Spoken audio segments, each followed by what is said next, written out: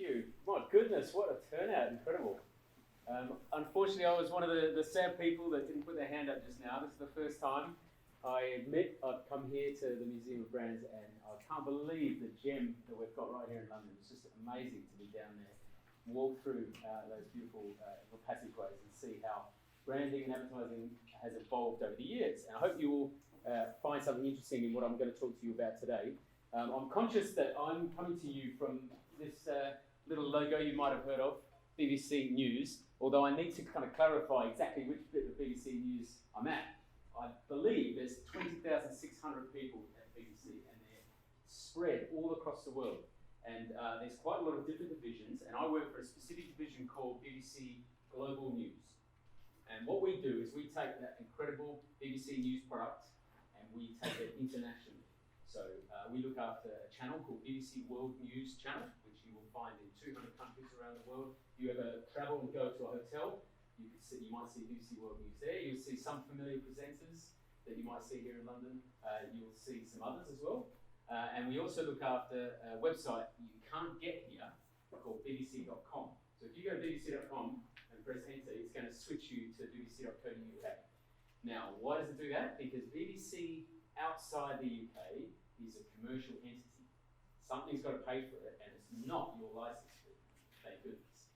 It makes its own money. So I work for a commercial part of the BBC. Some of you might know this, but I thought I'd just put that out there and let you know that BBC.com and BBC World News carry ads. They carry banner ads and pre-roll video ads, and if you go to BBC World News channel, you'll get TV spot commercial breaks and all that kind of thing. So the BBC outside the UK has this division to help with some of this. This is this particular creative team called BBC Storyworks. And Storyworks are a company within the BBC that create what we call branded content. And apologies to some of you who probably know exactly what I'm talking about. I'm just aware that we might have quite a diversity of professional backgrounds here. So I'll just make sure everyone understands what we're talking about. What we did here in this study at Global News is to understand how branded content gets into people's memories. And so I kind of feel that I need to explain what branded content is. Branded content is when a brand might come to us, and instead of just saying, here's our ad, stick it up on the telly, they'll say to us, we want to associate ourselves with this, or we want to be seen as innovative, or we want to be seen as, let's say you're a tech company, you want to be seen as environmentally friendly, okay? You might come to us and say that, and what we'll do is we will create content. We might create little mini documentaries, or we might create articles. You know, if you're let's say the tourism board for Dubai, you might come to us and say, we want people to feel that Dubai is an unforgettable destination. What can we do? And Storyworks would say, well, why don't we do a series on Dubai? You know, 10 unmissable things to do. We'll write articles and do all that. Sponsored by Dubai Tourism. Okay, so it's branded content. It's kind of content. It's got some value to it. You might read it and be interested in it, but it's still paid for advertising. And it'll be appropriately tagged that way as well. So it's not editorial, it's branded content. So I'm going to show you some as we talk through this today. When we produce these, when Storyworks produces this branded content, whether it's what we might call a brand film, or an article, or we can even do infographics and things like that, the client, the brand, often wants to know how it did. Okay, so that traditionally everyone can throw traffic data at them. Oh, we had 200,000 people hit your website, or we had this many clicks, or we had this much dwell time, and things like that. Everyone's got that data, all that traffic data. But a lot of the time, we don't get much deeper under that. You know, a lot of the time they'll say, great, but did it change anyone's mind? Do people believe that Dubai is an unforgettable tourist destination or not? That's this kind of softer side of advertising that we need to go a step further to understand a little more about. So that's where I come in. So I work with an insight team around the world to do a better job than just the main traffic of understanding the impact of advertising. And we do it to satisfy our client, that they feel that the point that we were trying to get across actually worked. We also do it to make ourselves better. So I might sit with Storyworks and I'll sit with the editors and the directors and say, look, you made this 2-minute brand film about Dubai. I keep mentioning that, there is one, and I'll show it to you. You know, you made this 2-minute brand film. It worked, and here's why it worked. Because you did this, and because you focused on this character, and because you use that cinematic technique, and because we use music here, so we can start to train ourselves and help the creative teams to understand what actually worked. Because it's all very well to throw together a great piece and feel that it did something, but we need to point out and understand and unpick what it was that was actually working. So we started this journey in 2016, and what we did is we consulted the psychological literature on how people take in messages and how people change their opinions about brands and how people make buying decisions. And one of the fundamental things that psychological literature was telling us was that a lot of the decision making we make about buying something is rooted in subconscious processes, not necessarily conscious processes. So, you know, we talk in advertising about a rational appeal or let's say a subconscious appeal or an implicit appeal. So I might have an ad that says, you could fly with Emirates or you could fly with Qatar and it's £10 cheaper, right? So that's a rational appeal. I'm just literally appealing to your wallet that it's £10 cheaper.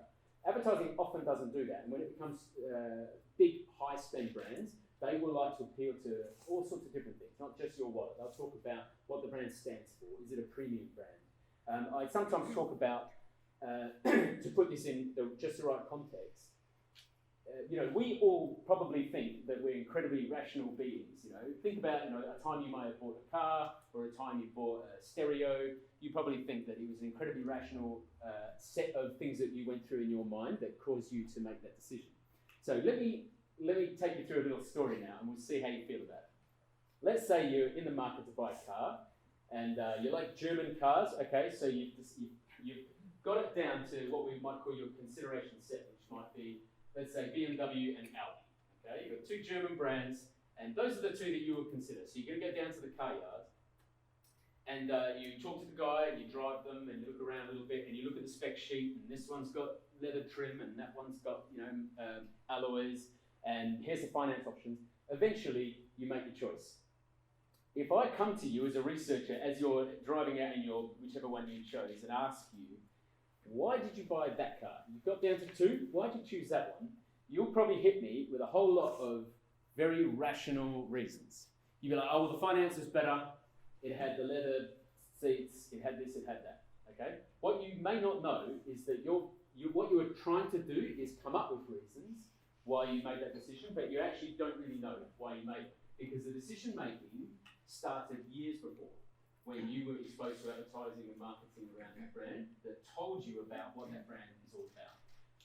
Did you know that there are acoustic engineers at car companies who engineer the sound of the door closing on the car? If you just close the door, that sound you hear is not natural. It is designed and developed to convey a message to you. It may tell you that that car is luxurious, it may tell you it's sporty, it may tell you it's premium. It doesn't write it, it's not a rational message, it's subconscious. It's going to get in through your ears, through the sensations of closing that door, feeling, closing it when you're inside the car, closing it when you're outside the car. Similarly with the engine, the sound of an engine is not natural. Acoustic engineers work to develop sounds of engines, once again, to convey attributes of the brand.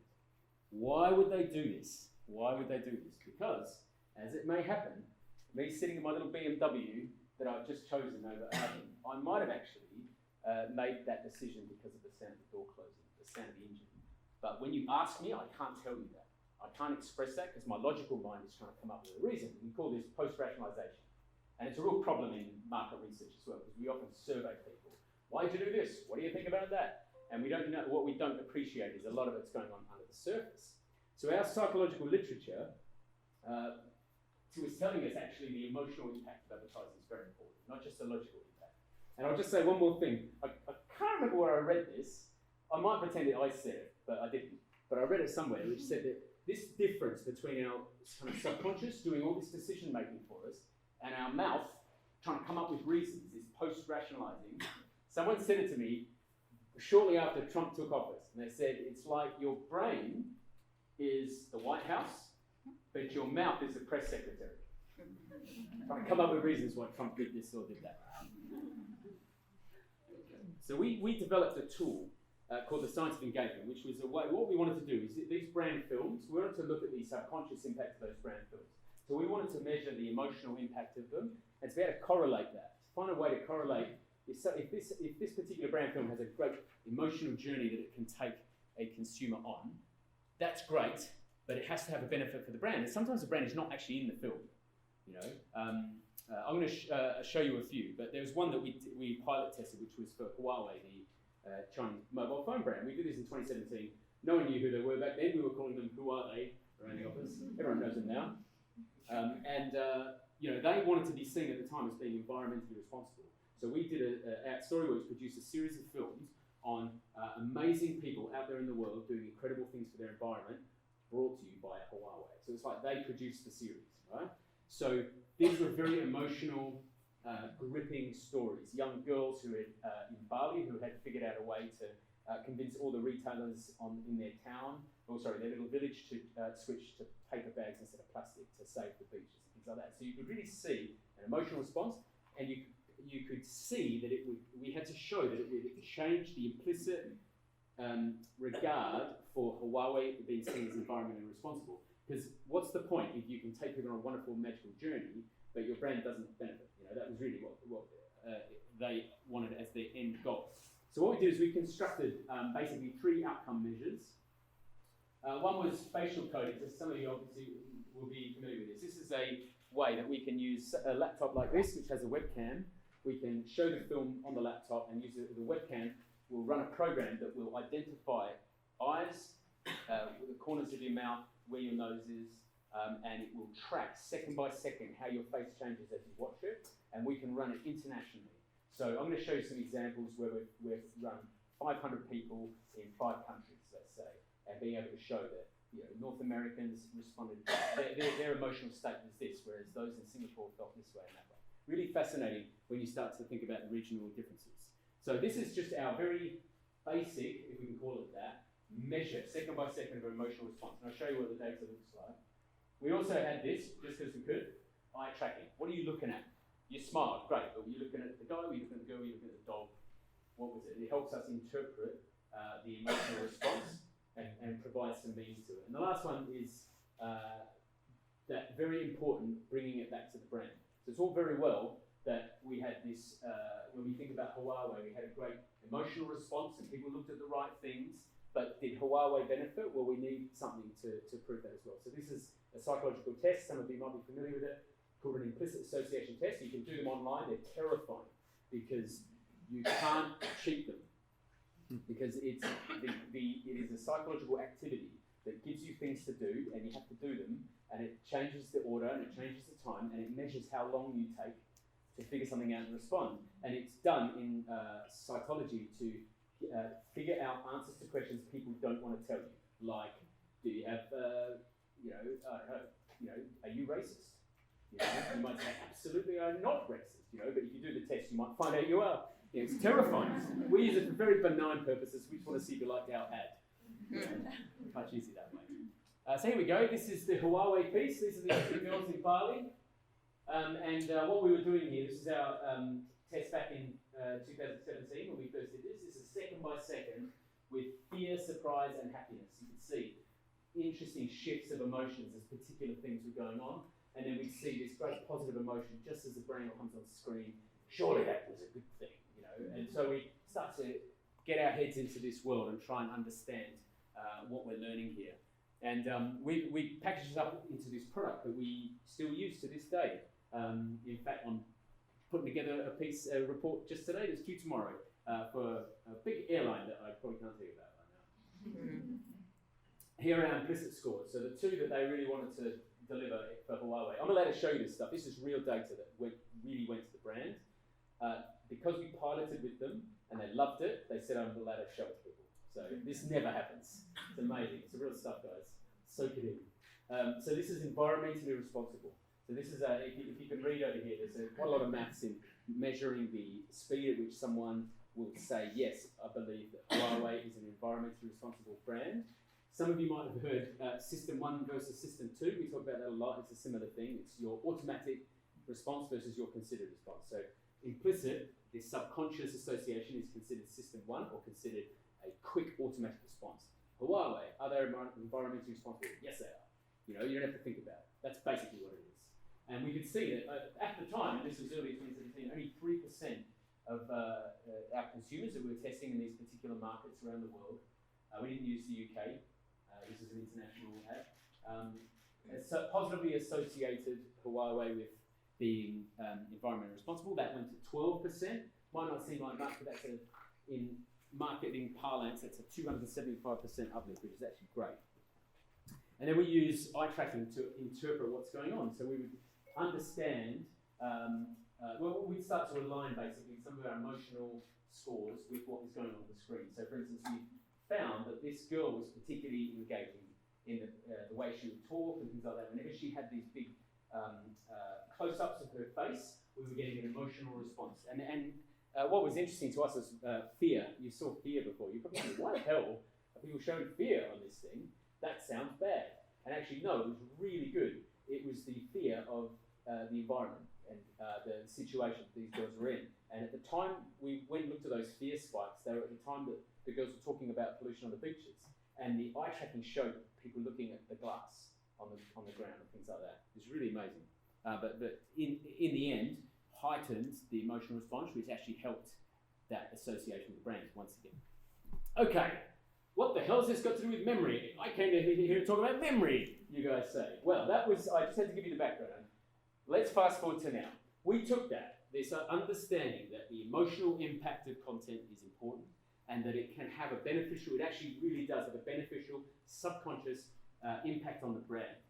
The next inevitable question we asked, once we kind of put that to bed, was, okay, but how long does it last? I might, figure out, or I might be able to teach using my brand films that a particular brand is innovative or inspiring or empowering, but is there a correlation between how emotional and how impactful that brand film is and how long it will be remembered? And you probably think, oh, well, I guess if it's way more emotional, it'll be remembered for longer. Kind of makes sense, but we don't know, do we? And we don't know kind of what the rules are. And we were trying to figure out, it's not just enough for us to say high emotion equals great memory. We need to figure out the rules because I've got to tell something the story works about how you make a memorable piece of content. So we came to our next study, which we called the science of memory, which was adding one new layer to this, the layer of long-term memory encoding. Okay. So this brought us down this very interesting and slightly scary rabbit hole of understanding how the brain works. And some of you may be very smart on how the brain works and are getting ready to skewer me with questions at the end. Be gentle. I am not a neuroscientist in any way. I got some very smart people in to help me with this, and I'll get them. You can ask them questions. But I did learn some incredible stuff about how memory works. We're talking to these scientists, and memory is a really interesting, very fickle thing. What we choose to remember, we actually consciously don't really get to choose what we remember. Our brain kind of does a lot of that heavy lifting for us. I think we're told that we see 10,000 ads a day, or some insane number of ads, billboards, and you walk through Tesco's and all this kind of thing. We see thousands and thousands of ads a day. But if I asked you to count them all off or write them down, you probably couldn't tell me. What is it that your brain chooses to remember? Let's do a test. Who has a memory from when they were younger than 10 years old? Okay. Who's ever walked into a room and forgotten why they came into that room? Who's ever started a very cogent argument and then halfway through forgotten what was you talking about? Let's hope I don't do that tonight. So how do we reconcile these two things, my dear friends? How do we reconcile the fact that you can remember something from maybe 20 years ago, maybe 30 years ago, crystal clear, and yet can't remember what I ate for breakfast 2 days ago? Because our brain is deciding what is important and therefore should be remembered. Who remembers where they were when they heard about 9/11? All right, how long ago was that now? 20 years, right? A long time. You remember where you stand. I can remember where I was standing. I can remember the smell, everything. Why is it our brain chose to remember that? Where I was standing, where you were standing at that particular point. But couldn't tell you, you can't remember small details from, let's say, last week. What you had for lunch last Tuesday. The brain decides what is memorable, and it is an evolutionary, instinctual thing. essentially, what your brain thinks is essential for its survival is given top priority. And as we go to sleep, I am led to believe, once again, I'm not an expert on these things, our brain starts to do all the sorting. It packs things away. This is why REM sleep is important, I'm told, is that a lot of our memories get written into the hard drive for later. Now, allow me to terrify you with something. Anyone have a cherished memory from when they were young? They just love that memory. They love to just sit and remember that memory. Anyone? Right? It's a lie. I'll tell you why. Apparently, when you remember something, you are remembering the last time you remembered it. Has anyone ever gone back to their childhood home and gone, hey, I thought my bedroom was on the left? Or you go to that street that you haven't seen for 20 years and you're like, I thought this thing was this way or that way. And things don't look like you remember them. That is because the street has not changed, the room has not changed. Your memory has slowly changed over the years because you were rewriting that memory over and over again. It's terrifying. Our lives are alive, but I'm sorry to disappoint you so today. Now, why the hell is any of this important for brands? Well, the poor old brand that wants to make his way in the world has to negotiate this terrifying deal. You know, it has to find its way to being remembered with all those other ads going on. So our brand films have to find a way to be remembered. And so, you know, we start to think about the two reasons why that's important for brands. Firstly, on a very basic level, we kind of want them to remember the brand when they're ready to buy the product that the brand's trying to sell, right? So if you're an airline and we're doing a brand film for an airline, you're probably not going to see the brand film and be like, that's it, I'm going to Spain, and then like buy it straight away, right? That's not how it works. So we'll assume that you might next summer do it, or this summer, or you know, there will be some time is going to elapse. So if memory's important, we kind of have to retrieve the brand later from our little memory bank. So we've got to get the brain to put it in there, and we've got to retrieve it. Now we don't just have to retrieve it, we've got to retrieve it in such a manner that you actually like the brand when it comes out, which is a very ham-fisted way of talking about what we call brand equity. So what does a brand stand for? What's it all about? Is it a premium brand to you? Is it a safe brand? Is it a luxurious brand? And where does it stand in relation to its competitors? So we talk a lot about hierarchy and ranking, right? If I can use airlines again, you know, if I say to you, name your favorite airlines, you probably name a few, okay? And I could probably ask you to put them in order. I'd probably say, here they all are, put them in order, and you would have a ranking of like, this is my top airline, and the second one's this one, this one, this one. Advertising can change the ranking order. And I'm going to show you some data on that. We'll talk about whether great emotional content shifts you up the ranking or not. But that's kind of what you want. You want to retrieve your brand at the point of the purchase when you're ready to buy, and you want the meaning to come out, the power of that brand, its ranking in relation to its competitors. You want to be number one when you pop out of their brand, don't you? You don't want to be number 6. That's not a great outcome. So that's really important as well. So how the hell do we do this? What we essentially did is we combined our science and engagement emotion testing. So we get our second-by-second facial coding here, and we went to a company called Neuro Insight. They're a neuroscience lab. They're global, but they kicked off in Australia, but they've got labs in New York and one here in London and a few others. And we did some pop-up labs because we wanted to run one in Munich and we ran one in Singapore as well. Here's some pics. We strapped people up to these hilarious little headsets. Once again, there's some people in the room probably know a little bit more than me about these things, but these essentially I'm going to give my best go at explaining it. Essentially, when your brain undergoes activity, it gives us electrical signals, and there are ways to pick it up using these little headsets, and it's the kind of positioning and frequency of that electrical signal that you can pick up through the skin can tell us something about what's going on in there. And there's certain things you can pick up. If someone's experiencing an emotion, if someone is experiencing a positive emotion or a negative emotion, if someone is engaging with what they're seeing or they're just spacing out. What else could I say? If you are putting something into your long-term memory, can be measured. Okay, so we're going to look at some of that data, and that's essentially what we wanted to be able to do, was to be able to say all these second-by-second emotions, what's going on with long-term memory at exactly the same time. We wanted to take those and put them together side by side, and that's what we did. And we didn't really know what we were going to find out. It is perfect research, right? Just stick it up there and just go, and then see what pops out. And I'll show you the kind of questions we answered and how we learned them. Sorry, what we did with them. So we've got our emotional states from our science of engagement testing. Then we got our people getting strapped up. he looks happy, doesn't he? You might think that looks terrifying, and I'm not sticking that thing anywhere near me.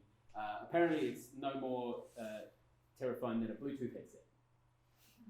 And this is what it measures. We're going to long-term memory encoding. So if something is being committed to long-term memory, which occurs in the frontal lobe somewhere, I am told, we will pick up an electrical signal in a particular place, and we can validate it using these. So we can validate it using another part of the brain that says that a cognitive attention is being paid cognitively, that you are engaged with it, and that there is a particular bit that will tell you if it's, what you see has relevance to you. Is it chiming? Is it moving you? Is it, apparently if you're experiencing nostalgia, a bit will fire up. It will tell you emotional intensity and emotional valence. And valence means, is it a positive emotion or a negative emotion? But it won't tell you what. It won't say, oh, he's surprised or he's fearful. That's what it doesn't tell you. That's what our emotion tracking has instead. So that's why it was so important to bring these things together. Here's our samples. So we ran these labs. We had one in New York, one in Berlin, one in Singapore, one in Melbourne.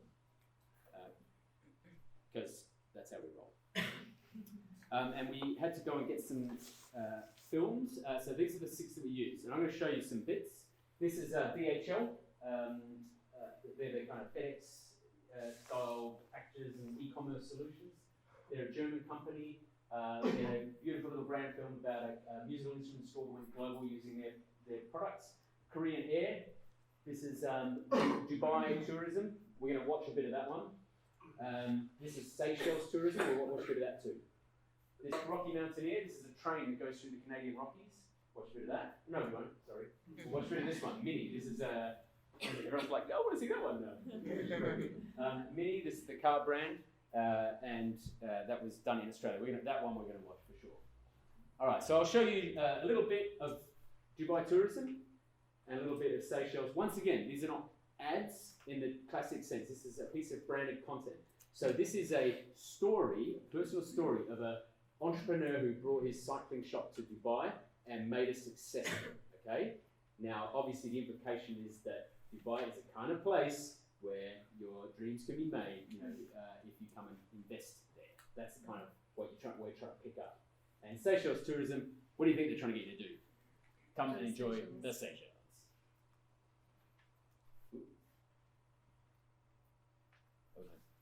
Here we go.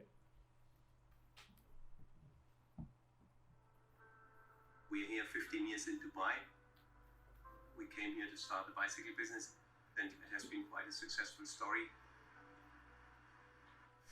My name is Wolfgang Hohmann, but most people know me as Wolfie. We came with one mechanic. Now we're over 30 after 15 years. There were times where we thinking to go back to Germany. But for me, same like on a bicycle ride, you have challenging times. You grow with your challenges. We built this together with our friends and with our staff. We put everything we had into this business. I would not have moved to Dubai if it wasn't an opportunity to grow cycling here. Luckily, cycling has become a real major sport here in Dubai. Okay, now Seychelles. Just little segments. Getting back here and being part of an authentic island lifestyle which is so far removed from the madding crowd. Magnetic place to be in. This is like the metal in your shoes. Your shadows are a different colour from anywhere else in the world. Seychelles is still one of the planet's very last sanctuaries. There can't be many places on the world that replicate that kind of experience. Okay, there we go. There's a couple that we tested. They're longer. I just wanted to give you a sense of what we mean when we talk about these brand films. Okay, and so what we ended up with was these fascinating squiggly things. This is essentially a degree of emotional intensity over time, put together side by side with the memory encoding. Now, what's interesting is that there's no such thing as, oh, you're remembering stuff now. Oh no, you're not putting it in memory. Oh no, you are. It's all about degrees. Our brains it's just wavelengths, right? So we need to know at what point this blue squiggle is high enough that we can say, aha, something's happening there. And what we do is we kind of benchmarked about 500 campaigns that NeuroInsight had run, because they do a lot of this, and we can tell from their proprietary scale, that 0.7, which means nothing to us normal people, is the level. So as long as we can get it above that white line, we know that it's a significant memory event, and that what they're seeing is being put in memory. And of course, our emotional intensity follows the same pattern, but we can split it out now. We can say, right, happiness, surprise, curiosity, all the different emotions, how do they give us great memory? That becomes the question we want to ask.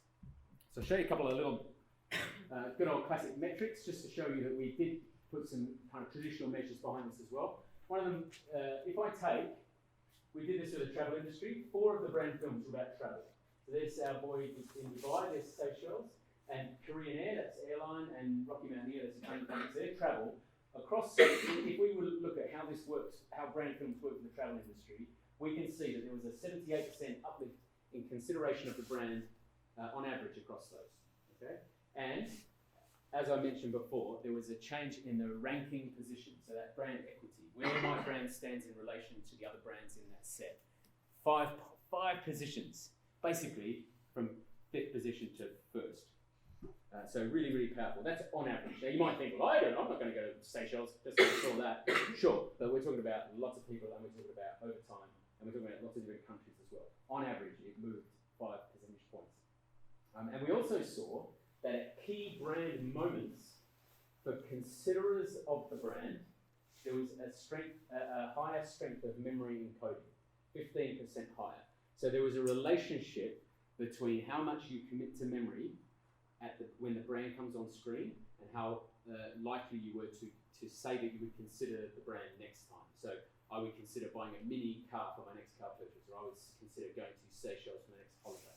15% uplift in the strength of your memory. So already we're learning that there is a relationship. Really interesting. Okay, so what I'd like to do now is just take you through 3 big findings, because it's all very exciting how we did this, but this really doesn't do anything unless it gives us some practical insight into what you do in your brand film to stimulate and trigger memory. So let's go through it. First of all, let's talk about emotion. First of all, we had to start very simply. We could see that emotion does have a relationship with memory. 70% of the long-term memory peaks were associated with peaks of emotional intensity. Now, that's important for a couple of reasons. One thing to point out is that it's not 100%. Emotion is not the only thing that is going to trigger memory, and we'd be crazy to think that it's the only lever, but it is the lever that you can pull as a creator. You can pull the lever of emotional intensity. Now, I'm not actually saying which emotion, am I? I'm just saying intensity, and that's kind of the point. What we discovered was it actually doesn't really matter what emotion it is to trigger memory. So this is our DHL film. Happiness, and you can see the memory encoding follows the curve. Sadness and empathy for our boy Wolfie in Dubai, same deal. It actually didn't matter. What mattered was the velocity, the kind of degree of emotional intensity that we were able to elicit from the viewer. That is the determinant of whether the memory encoding was that you committed to memory. Now you might think, that sounds a bit weird, like so basically you can just trigger any emotion, terror, he's going to do it. It may, yes, you may not get the brand outcome you want, terrify people and make them scared of your brand, for instance. So of course there is a bit of prudence that we're going to stick in here as well about, what is we would call the appropriate emotion to trigger. So for instance, with Seychelles we just saw, the predominant emotion was curiosity. So the facial coding, it was people producing a face that shows curiosity. And that was the predominant emotion of all the emotions that we were triggering when people watched that clip you just saw. And that's great because the title of the piece was Secrets of the Seychelles. Like, of course we want people to be curious. That's kind of what we're trying to say. In fact, that last line you heard was Seychelles is one of the last remaining sanctuaries, true sanctuaries. So it's a secret. It's something you need to discover. Come and discover it. So that is a perfect alignment of the kind of emotion that works for the outcomes of the brand. Okay, digging a little deeper. This is where this started to get really interesting. We figured this out, this really strange pattern out that we're always seeing, which we call emotion preceding memory. What we get is big emotional spike, so this is surprise, and it would be followed by a rise in memory. They often didn't occur, most of the time they didn't occur at exactly the same time. It was like you get an emotional hit and it triggers memory, and it takes a few seconds. In fact, it almost exactly takes 5 seconds, which is really strange. Here's another one. So this was Seychelles. Curiosity, up it goes, hits the critical mass, up goes memory. And memory, someone said to me, I gave this talk once, and someone said, how do we get it so the memory just goes up and just stays up? Just a blue line, just to the end. And I said, our brains don't do that. We do not do any of those things. We don't experience any emotion on a flat line. Our like everything is like revving an engine. And because our brains are taking in so much stimulus, that's the best we can hope for. It's like waves. We can trigger it, it's going to receive, we trigger it again. Okay, so let's split this out now. We've got this emotion preceding memory thing, and we're learning that it doesn't really matter which emotion, it's got to be appropriate, okay, but the intensity is what counts. What about if you're from a different cultural background, okay? So I could be sitting in the States, someone else could be sitting in Singapore, we watch exactly the same thing. Are we experiencing the same intensity? Are we experiencing the same emotions? Not necessarily, because as we know, there are certain jokes that will be, funny in one country, not funny in another. It's going to work with creativity. So let's take a look at this. This was one little bit of many where we had these 3 different emotions being experienced for watching exactly the same thing.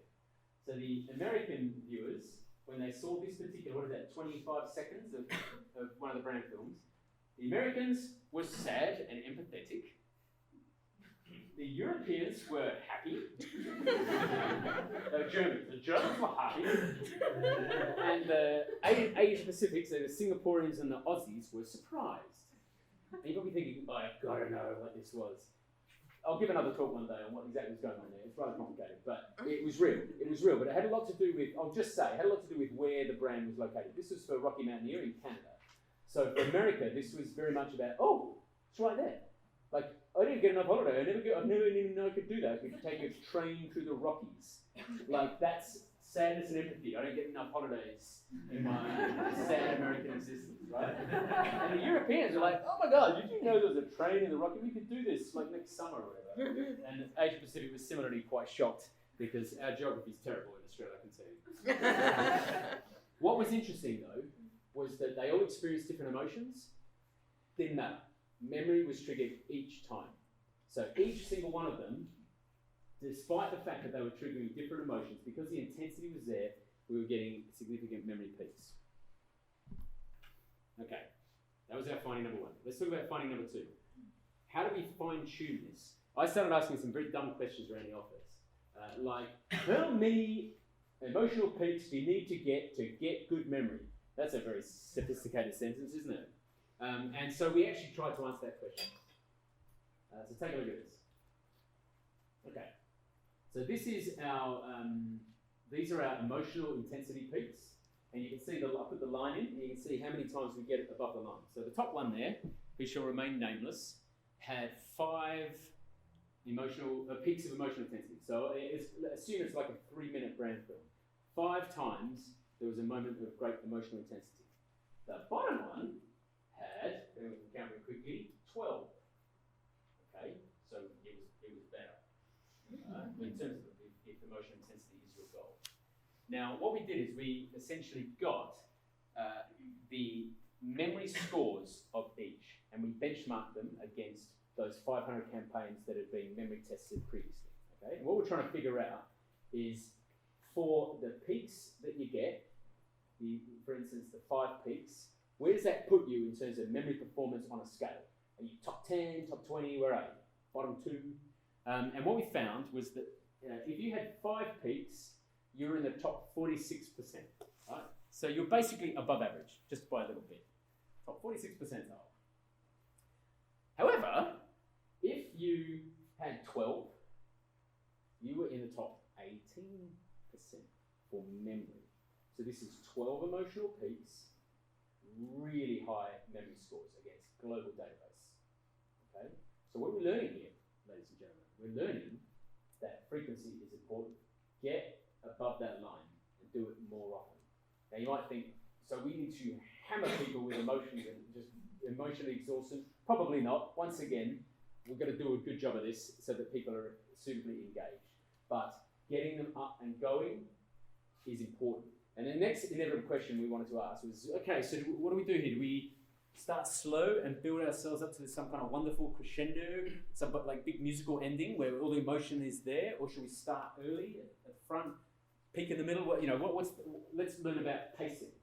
So the second thing we did is we kind of looked at where your highest emotional intensity peaks arrive on the timeline. And this is what we found. Turned out I was dead wrong. Early is better. So we were finding here that those that got their highest emotional intensity peak in the first third of the duration of the brand film got their best memory score overall. So we were trying to figure out a nice simple way to kind of rationalize this, and what we're thinking essentially is you're kind of setting the emotional stakes early, okay? Don't start too slow and try and assume people are going to follow you through to the end where you're going to hit them. Hit them early, rev the emotional engine, and you warm them up for the close-up. That's essentially what we did there. So this is the kind of practical stuff we can take back to our dear little creative team at Storyworks to help them understand what worked and why. Okay. We're almost there, folks. Brands riding memory moments. Now, what we've learned essentially is some pretty cool stuff for making cool brand films that are all emotional and memorable. But let's not forget about the brand here. The brand itself needs to be the beneficiary of this. Now, we've learned that there is definitely a benefit in terms of what the brand is implicit. So implicit associations can be made. You know, the brand can be seen as innovative based on the film, or it can be seen as empathetic based on the film, and all these kind of things. That's great.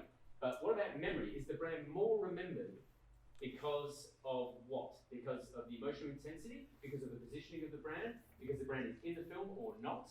What are the rules? So I'm going to show you just a little example.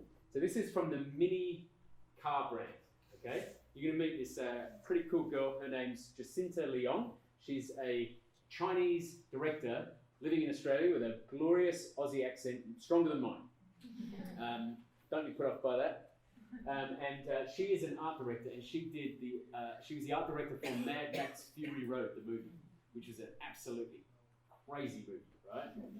And she's kind of did all the location scouting and kind of put that all together. And she's going to talk a little bit about her philosophy towards design. So let's just watch. I'm going to show you 20 seconds.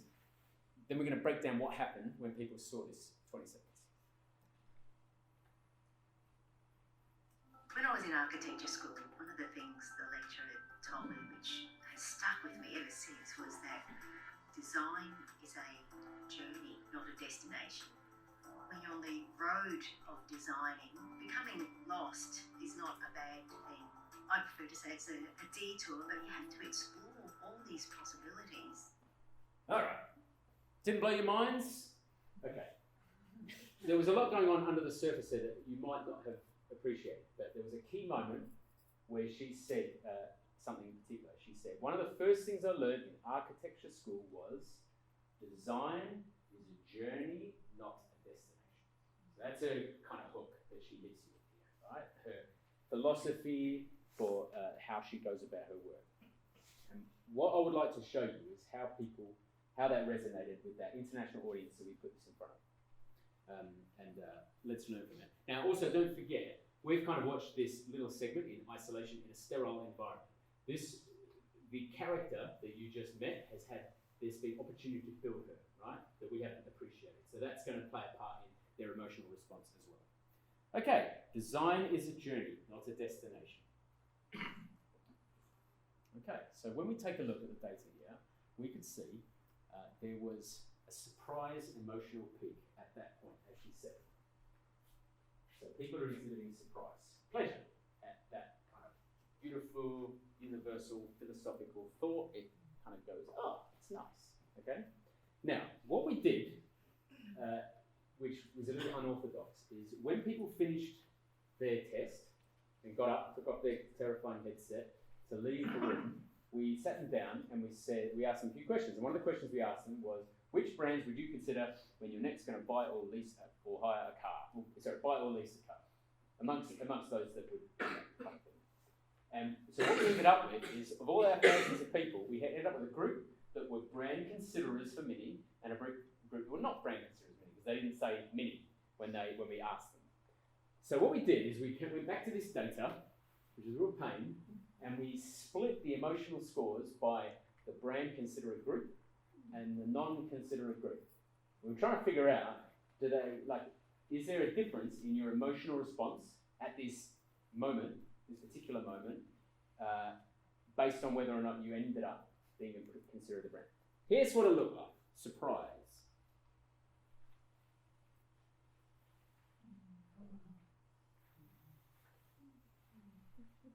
Whoa.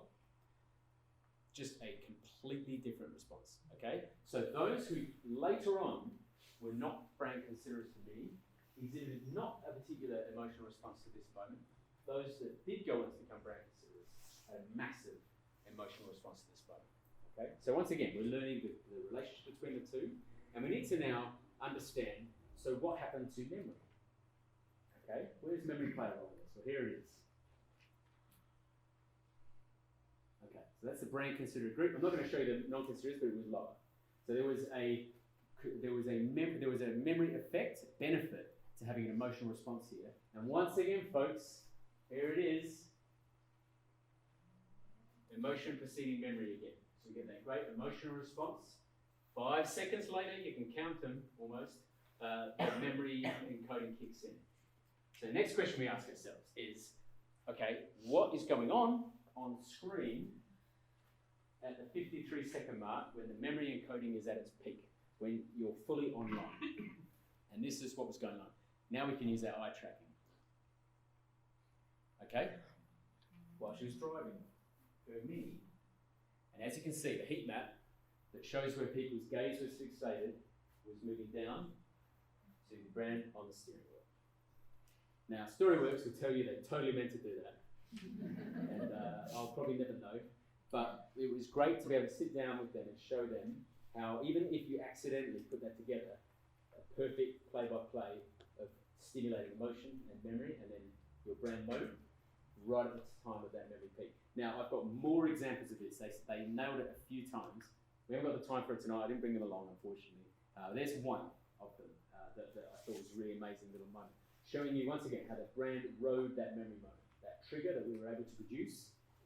It was able to be a beneficiary of that. Now, you can do a terrible job of this by slamming your brand in and making it a character. So brand integration doesn't always work.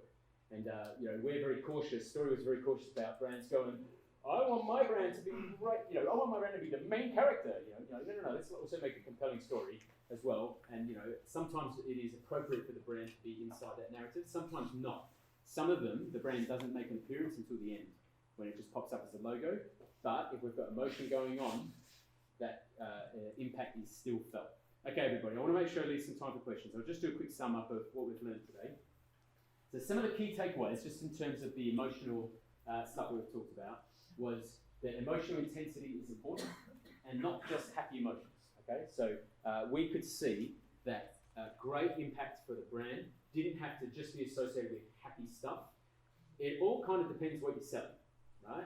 So if you want life insurance, happy may not be your gig. It could be, concern or love for family and things like that would inspire you to feel great emotion about wanting to get life insurance. So it really does depend what you're going for.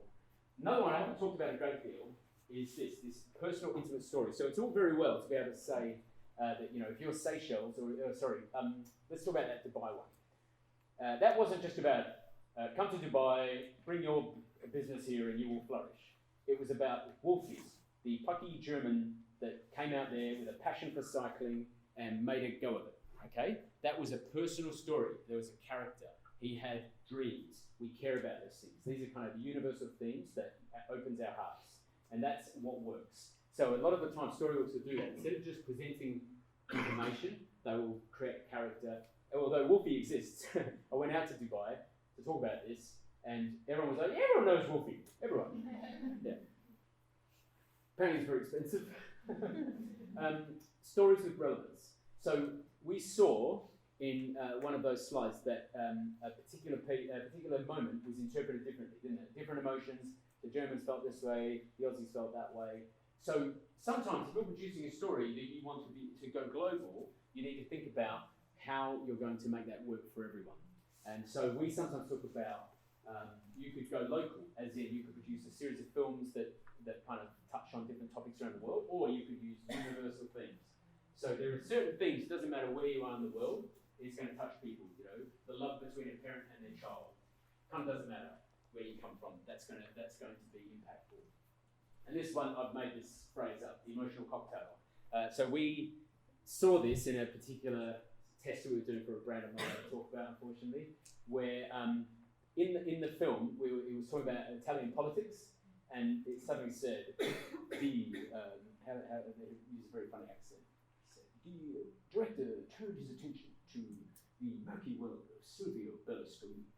And it showed good old Berlusconi's big round head, okay? And what we saw in the emotional response was happy turned to fear, like right next to each other. So people sort of went, like that. And I remember thinking, he's kind of funny and a scary character at the same time, because he's like, he owns the media in Italy, blah, blah, blah, blah, blah. So he's a scary character, but he's also kind of funny because he's a bit of a kind of a player, isn't he? So we started to get this idea that we got really good scores out of that, like scored really well. We were thinking about competing emotions, you know, happiness and fear, curiosity, surprise, and sadness, you know, and bringing kind of diametrically opposed emotions together seems to spur things ever higher. Okay, and in terms of long-term memory, how we trigger that, once again, emotional intensity works, and even if the actual emotion differs culture to culture, so we saw that, emotional intensity, we saw that peaks are important. Get them up and do more of them. Don't put all your eggs in that one moment. We also learned start early. Sorry, I know people are trying to take photos and I'm like waving in front. I don't want to see. Number 3, start emotional peaks early. Number 4, I didn't talk about this a great deal. Everyone got their selfies? Okay. Number 4, I didn't talk about this a lot, but I do love that word, juxtaposition. Did that in my screen class at uni. Light and sound, camera angles. So doing interesting things can trigger memory. We saw this. There was a few scenes where a person would walk and the sun was shining into the camera. And we could see in the data, memory was triggered. And it was like an artificial stimulant to wake you up, or light to dark, or dark to light, or loud to soft. Any kind of juxtaposition of audio or visuals, it was a stimulant of memory. It's like wakes you up and gets your memory back online. Integration, you can integrate your brand, but I say, if relevant, elegant integration. You can do a terrible job of it and may not enjoy the same results. And then we saw that writing branding moment. Yeah, number 6 there, follow your emotional intensity with your branding moment. If you can do it right, if it's earned, I think it's very important.